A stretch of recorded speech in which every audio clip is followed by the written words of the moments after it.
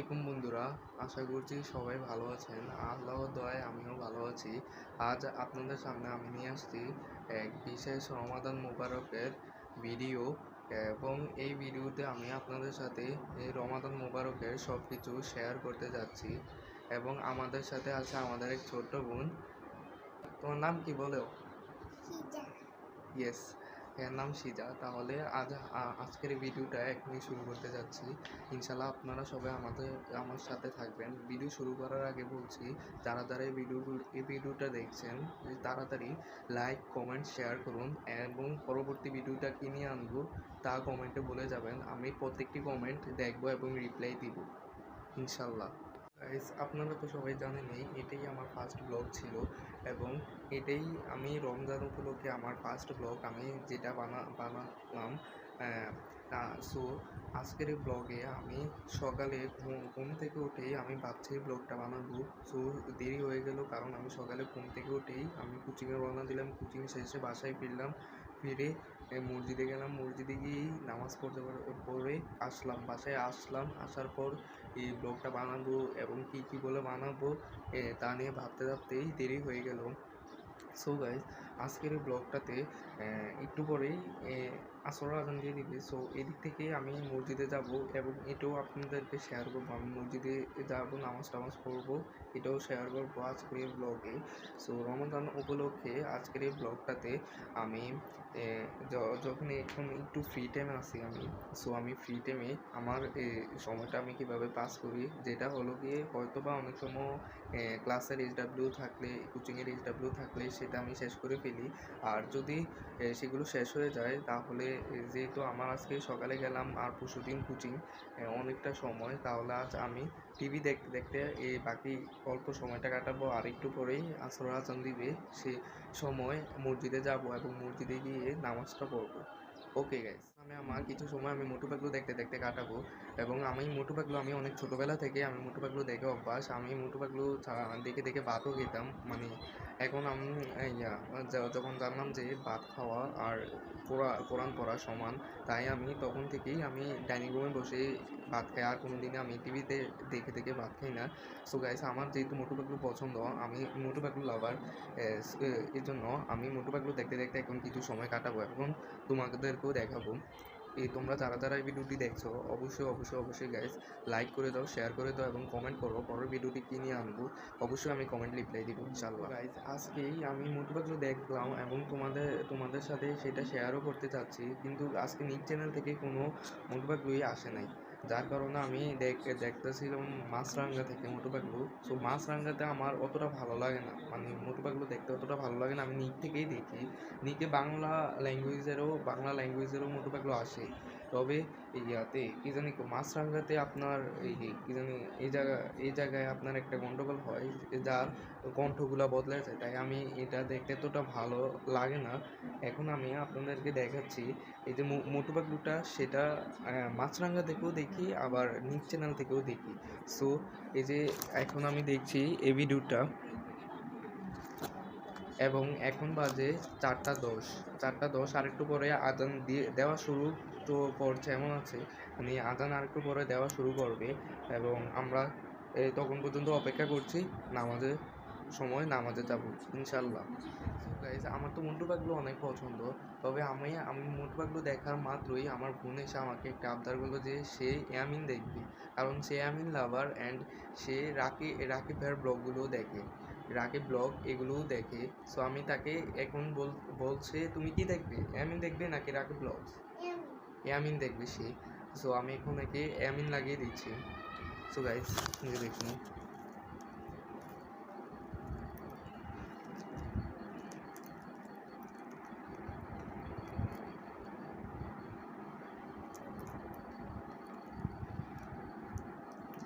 So guys, আমি ওকে ইয়ামিন লাগিয়ে দিলাম। সেটাও দেখছি, কিন্তু অনেক মজাও পাচ্ছে সে অনেক আনন্দিত। সিজা, কি তুমি এটাই দেখবা? সে এটাই দেখবে এবং সে ইয়ামিন দেখবে। তবে আমি দেখতে চাচ্ছিলাম মোটু পাতলু, তবে আমার বোনে যেহেতু বললো তাই আমি ইয়ামিন লাগিয়ে দিলাম তাকে। সো গাইস, দেখো।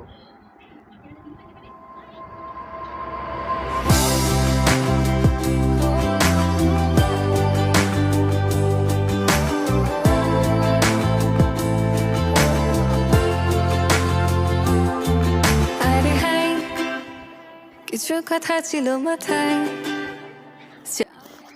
সো গাইজ, আমি এই ভিডিওটি দেখলাম, বাট এই ভিডিওটি দেখার পর আমার এটা মনে হলো যে আমি এখন এই ভিডিওতেও লাভার হয়ে যাব, কারণ এই ভিডিওটা এতটা ফানি যে আমি এই ভিডিওটা মানে ইয়ামিন কার্টুনটা দেখার পর আমি এখন মনে হলো আমি ইয়ামিন লাভারও হয়ে যেতে পারি, এই যে আমার বোনের সাথে। দেখুন আমি তবে ধীরে ধীরে জাগলো এই অনুভূতি, আমি সারাদিন ভেবে এইভাবে।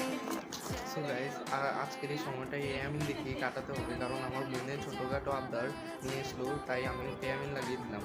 সো গাইজ, এখন আমি ভিডিওটি একটু স্কিপ করব, কারণ এখন আজান দেওয়ার সময় হয়েছে, তাই আমি আজানের সময় একদম দেখা করবো আপনাদের সাথে ইনশাল্লাহ। ভিডিওটি দেখতে দেখতে আমার একটি কথা মনে হলো, এবং এই কথাটি আমি আপনাদের সাথে শেয়ার করতে যাচ্ছি, কারণ সেটি হলো মশা। আমাদের বিল্ডিং হলো 4 তলায়, সেই 4 তলার মধ্যে এত মানে মশা আগে ছিলই না, একদমই ছিল না, মশা দেখে যেত না, খালি মাছই দেখা যেত। কিন্তু বর্তমানে এই শীতের শেষে এবং এই শীতের শেষে দিয়ে যে মশাগুলো আসছে, সেগুলো মানে এতটা জঘন্য, এতটা মশা, এত বড় বড় মশা, তো তারপরও গিয়ে এক একটা ঘরের মধ্যে আমাদের মশা, অসংখ্য মশা। তাই আমরা ব্যবহার করছি গুড নাইট। সো দেখি গুড নাইটে কি কমে নাকি কমে না। আমার বাবা বললো যে শীতের শেষে এবং গরমের শেষে অতিরিক্ত মশা থাকে, এরপরে কয়েকদিন পর আর এরকম মশা দেখা যাবে না, কারণ মশা বাঁচে সর্বোচ্চ 6 থেকে 5 দিন। আমি সেটা ভেবেই ঘরের মধ্যে থাকি, কারণ এদিকে তো মশা অতটাও না, তবে বেশি মশা কামড় দিলে অনেক জ্বালাতঙ্ক করে। একটি মশা যখন 5 থেকে 6 দিন পর মারা যায়, তখন অন্য মশাও এই জমানো পানি থেকে তৈরি হয়। তাই আপনাদেরকে একটা জিনিস সতর্ক করে দিচ্ছি, সেটা হলো জমানো পানি আপনারা ঘরের মধ্যে কখনোই রাখবেন না। এই জমানো পানি থেকে ডেঙ্গু মশা তৈরি হতে পারে। সো গাইজ, আপনারও কি শীতের সময় অনেকটা ঠোঁট ফেটে এবং স্কিন অনেকটা ফেটে যায় এবং পায়ের মোড়াও অনেকটা হয়ে যায়, ফেটে যায়, তাহলে আপনারা ইউজ করতে পারেন এরকম একটি প্রোডাক্ট। এই প্রোডাক্টটি ইউজ করাতে আমি অনেক অনেক অনেক উপকার পেয়েছি। স্কিন 3 দিনের মধ্যেই আমার ঠোঁটের চামড়া, পায়ের মোড়া অনেকটা হেলদি হয়ে গিয়েছে এবং অনেকটা ফাটা থেকে অনেকটা বিরত হয়ে গিয়েছে, পাতাটা একদম মসৃণ হয়ে গিয়েছে। তাই এই প্রোডাক্টটি অবশ্যই কিনে আপনারা ট্রাই করতে পারেন। এটা শুধু আমার ক্ষেত্রেই না, অনেক অনেক মানুষের ক্ষেত্রে এটা উপকারী হয়েছে। এই প্রোডাক্টটি মাত্র 110 টাকা, অনেকেই ট্রাই করে দেখতে পারেন। রোল আপ এটা দাম, অবশ্যই ট্রাই করবেন। ছবি দেখতে দেখতে সময় চলে গিয়েছে এবং আজান দিয়েছে, এখন আমরা যাব মসজিদের উসুলে রওনা করব, এবং বাম্মা মসজিদে গিয়ে আমি অজু করি না, আমি ঘরে থেকে অজু করে মসজিদে যাই। এখন আমি অজু করি, মসজিদের উদ্দেশ্যে রওনা দিব। চলেন গাইস, আপনাদেরকে নিয়ে আজ আমি এই ভিডিওটি শেয়ার করব মসজিদে গিয়ে ইনশাল্লাহ। গাইস, আমি মসজিদের উদ্দেশ্যে রওনা দিলাম, ইনশাল্লাহ দেখা যাবে।